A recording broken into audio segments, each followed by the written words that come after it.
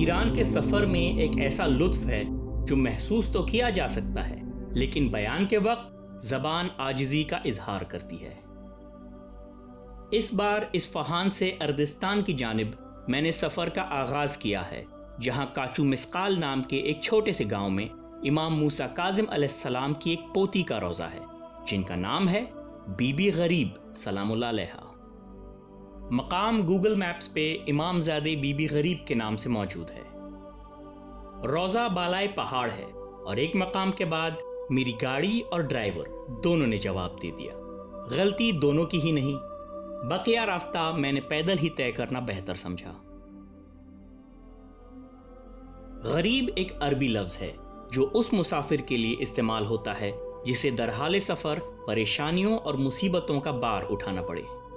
حتیٰ کہ ان کا اصل نام بی بی خدیجہ خاتون سلام اللہ علیہا ہے، انہیں بی بی غریب کا لقب ملا، اور اس کی ایک وجہ خود ان کا حرم ہے جو ایسے مقام پہ ہے کہ بس گنتی کے خوش نصیب ہی ان کی زیارت سے فیضیاب ہو پاتے ہیں۔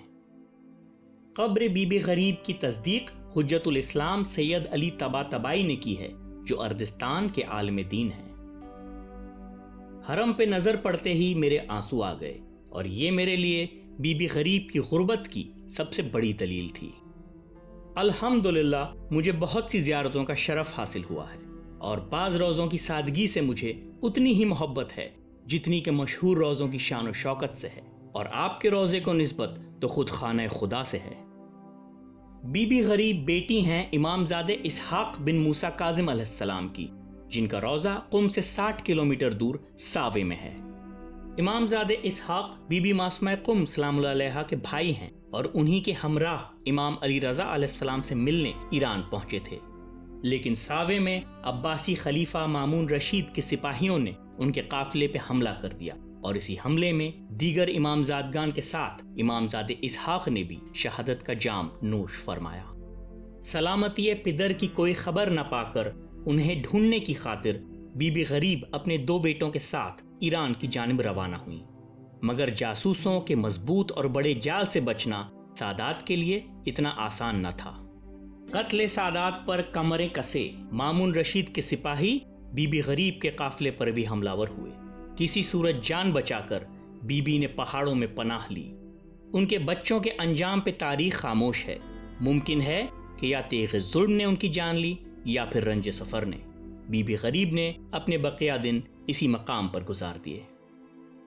جو حرم ہے وہ دراصل بی بی غریب کا گھر تھا، جہاں آس پڑوس کے چند لوگ بی بی کی خاطرداری کو آیا کرتے تھے۔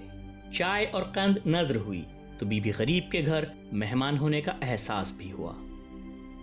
آپ کے خطبات سننے مرد گھر کے باہر چٹائیاں لگاتے اور خواتین بزم اقدس میں بیٹھا کرتی، اور اس طرح بیان حق اہل بیت زمین کے ایک نامعلوم گوشے میں دھیرے دھیرے البتہ یقیناً پہنچنے لگا۔ امام زادی غربت اور شریفہ بھی آپ کے القاب ہیں۔ انہیں مریم آل یاسین بھی کہا جاتا ہے کہ کسی نامحرم نے ان کا چہرہ نہیں دیکھا۔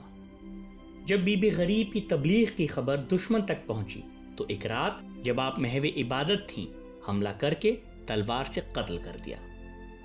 مجھ سے کہا گیا تھا کہ حرم سے نزدیک آنے پہ 2 سنہرے مینارے دکھیں گے جو کہ نہیں تھے۔ مقام پر پہنچتے ہی اس سوال کا جواب بھی مل گیا، اور وہ یہ کہ یہاں ایک نئے حرم کی تعمیر کا کام زور و شور سے جاری ہے۔ ممکن ہے کہ اس مستند کو دیکھنے والا اس نئے حرم کی زیارت کو پہنچے۔ سامعین کو میرا یہی پیغام ہے کہ بی بی غریب کا قصہ اپنے اقربا سے بتائیں، اور اگر ہو سکے تو ان کی زیارت کو بھی آئیں۔ تھوڑا سفر بھی کرنا ہوگا اور تھوڑی زحمت بھی ضرور ہوگی، لیکن پھر اسی کا تو نام زیارت ہے۔ سلام یا حسین۔